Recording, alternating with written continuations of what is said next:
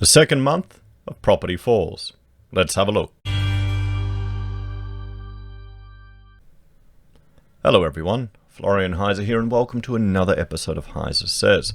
I have my stein of coffee and I thought we'd have a look at this article discussing property values and how they're falling for the second month.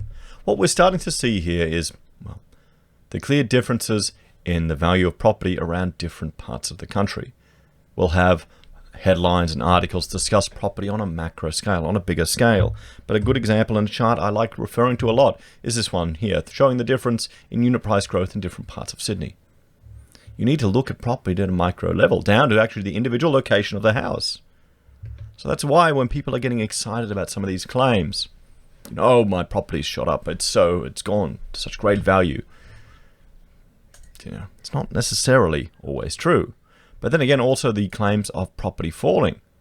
We also need to look at that at a granular level. If you've got a beautiful luxury property right on the edge, you'll probably take a hit, but there'll still be demand for it. It all affects a lot of factors. But what's interesting is a lot of the spruiking articles about property going up tend to focus on cherry-picked sectors or cherry-picked properties. While stuff going down tends to be a little bit more in the average properties. We saw in a previous article I looked at just units selling below the median property price in Sydney, or the average property price. We'll jump over here to the property data room. We can see just the average price of units. This is the one that was advertised was, price range of 650.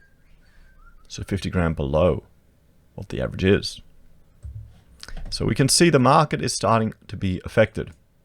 And we've now had 2 months of property value fall. So could we say, everyone, is property in a recession?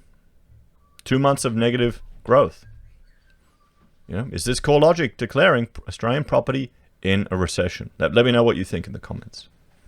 So property values in Australia have continued their downward slide amid the economic impacts of the pandemic, although new figures show a milder than expected drop so far.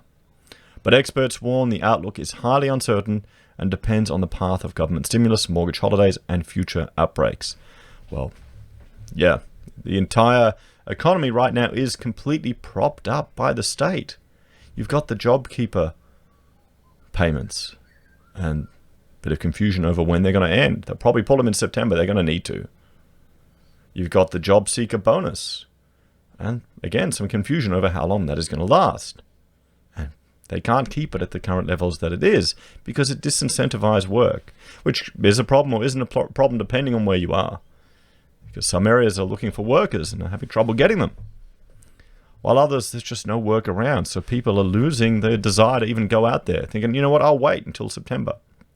I'll wait until this free money runs out. Melbourne and Perth saw the largest decline in values among the capital cities over June, with both recording declines of 1.1% according to the CoreLogic Home Value Index for June, released on Wednesday. Sydney values fell 0.8% over the month, as hundreds of thousands of Australians have been left without work and uncertain about the economic outlook. Brisbane fell 0.4% and Adelaide dipped 0.2%. On a national basis, home values dropped for the second month in a row, down 0.7% in June, followed by 0.4% in May. And the nation's median property value now sits at $554,000. So, 2 months of negative growth, properties in recession. Properties in recession. I know it should be 2 quarters, but let's just say 2 months. We'll have to see. House values fell 0.7%, while units dropped 0.6%. So we can see here, there's a monthly change, there's a quarterly change. So we've got a quarterly negative, everyone but Adelaide. Hobart's positive, Darwin's positive, Canberra's positive, the combined capitals are negative. CoreLogic head of research Tim Lawless added, the downward pressures on home values has remained mild to date, with capital city dwellings falling a cumulative 1.3% over the past 2 months. So far, the impact of the pandemic on housing markets has been milder than initially anticipated.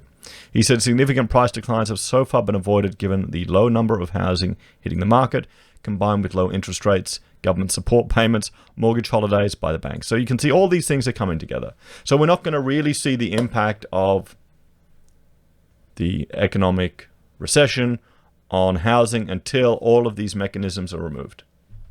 So it won't be September, it'll be October, maybe November, December. We need to watch the property in summer, in the beginning of next year.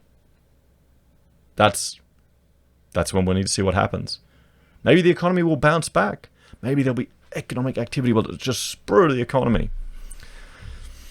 Or maybe consumer confidence is going to take a hit. Maybe people will be forced into sales. Supply will increase. We're already starting to see declines in property now with low supply. What's going to happen when you get more people just desperate to sell? Then you have, instead of fear of missing out, you have fear of getting out. Because these things don't just happen overnight. Property takes time to move. It's going to be a slow and drawn out process. So don't let if you're looking to get in, I wouldn't let fear of missing out get to you. I'd be patient and take your time. It's a buyer's market, everyone. But he warned the long-term outlook for the Australian property market remained highly uncertain. CoreLogic head of residential research, Australia, Eliza Owen, warned that the decline is starting to accelerate, led by steep falls in Melbourne and Perth. The last decline of this size was seen in February 2019, when we were nearing the overall trough of the last downturn. And we bring up this chart here on property prices. You can see, well, there you go. Look at that decline. Look at Melbourne. Look at Sydney. Hobart, it's gotten expensive. I know we've got some Tasmanian viewers here. I'm surprised at how much Hobart's grown. I mean, Adelaide is beautiful, but Tasmania as well. All these cities that just aren't. I don't know. Sydney just seems like a busy place. And if we look at some other factors, we look at consumer sentiment just in the gutter. We look at business confidence and conditions. I think I have to update this. I think they've slightly improved. In addition to dealing with tougher social distancing measures, Ms. Owen said Melbourne prices have been harder hit because the city had a high concentration of investors and were more exposed to the pullback in overseas migration. Meanwhile, in Perth, where demand had still been quite fragile, the loss of jobs and income had created a bit of a shock to the market.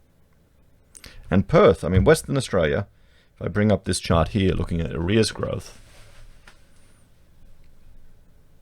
we'll have to see. I need to find out where the RBA, if they make that data publicly available behind this. If anyone has access to it, please let me know. Because look at that growth there in arrears. Look at the number of people 150 days plus. What would this chart be if we didn't have the mortgage holidays? Did anyone predict mortgage holidays when other people were talking about property declines? I'm an architect. I'm not familiar with the finance world. So for me, now I'm not surprised that the banks are doing mortgage holidays, because I've learned that they're just risk managers and they're there to mitigate their risk. That's why they're doing it. Because if there was all of a sudden fire sales and properties falling left, right, and center and being sold, the value of their assets would decrease and that would affect them. That's what they care about. They're not our friends. I don't trust any of the ads. Don't trust the Dolomite accounts, guys. It's all to sucker you in. Hobart and Canberra each recorded a subtle rise in values over the month. Ms. Owen said up 0.3, 0.1 respectively, but the pace of growth was slower than we'd seen previously. And we can see here the month-on-month change in dwelling values. So there we go. We've got 2 months down. 2 months going down. If we have next month down, that's 3 months. Then we have 6 months down. That's a recession. Have a look here. There you go. Look at that.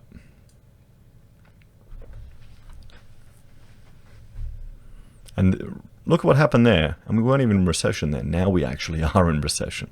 Well, technically, no, not until we have 2 quarters. But there's no way this quarter now that we're in is going to have growth. We'll have to see.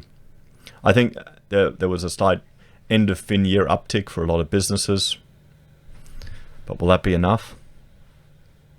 Regional areas saw prices hold better than their metropolitan counterparts, with Australia's combined regional median down only 0.2% in June to a median of 394,000. Ms. Owen said regional price movements often lagged behind those in capital cities, but were historically less volatile.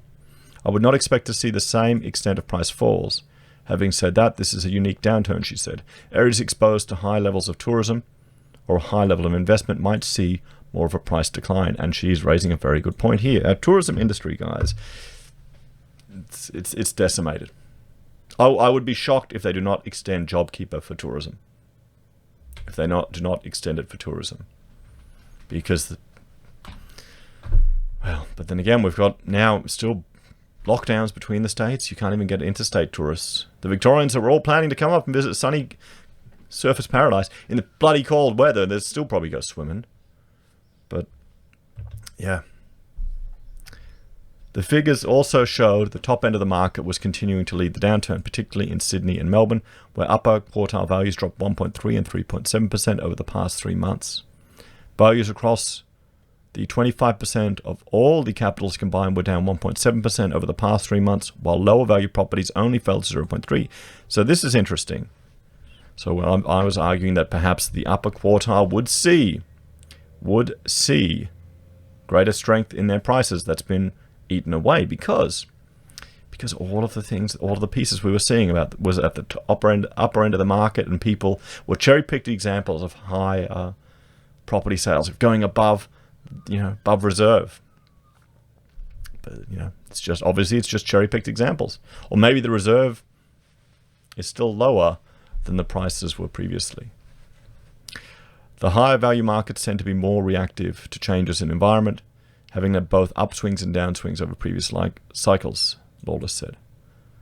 While values were down, sales volumes were up, with CoreLogic figures showing a 21.5% jump in sales activities in May, followed by a further 29.5% estimated increase in June. Despite the increase in homes hitting the market, total listing volumes were still trending down due to solid buyer demand.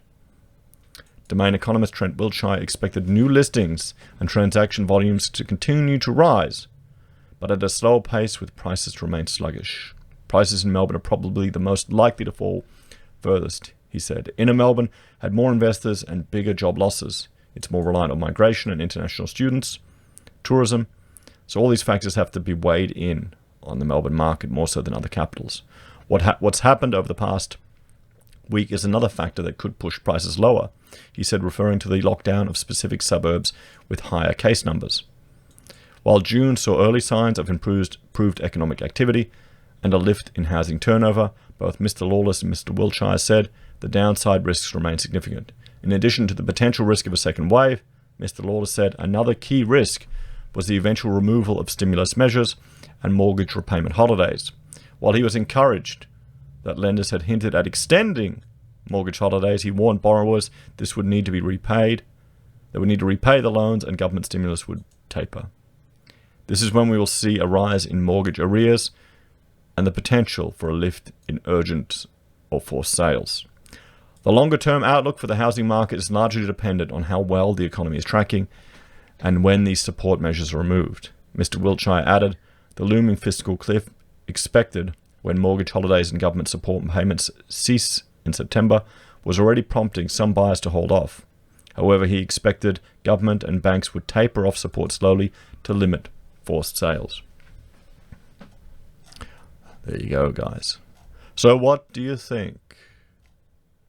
Do you think property always goes up now? What are all those spruikers saying? What are all those spruikers? What about all the geniuses on the Facebook ads? We'll have to see. We'll have to keep an eye on it. Let me know what you're planning to do. Are you planning to wait and hold, or are you jumping in now? Or you don't got a property to sell, you're just sitting on it. Sitting up, taking care of your tenants, keeping them in place. As always, please let me know your thoughts and opinions in the comments below. Like, share, and subscribe to the channel. If you're a fan and you want to support the channel, there are a few ways you can. You can join us on YouTube or Patreon. You can support us via our affiliate links at Amazon or eBay or Independent Reserve and KuCoin. You can buy our merch from Heiser Says, use Gold Pass from the Perth Mint, or support us via PayPal. Thanks, everyone. I'll see you next time.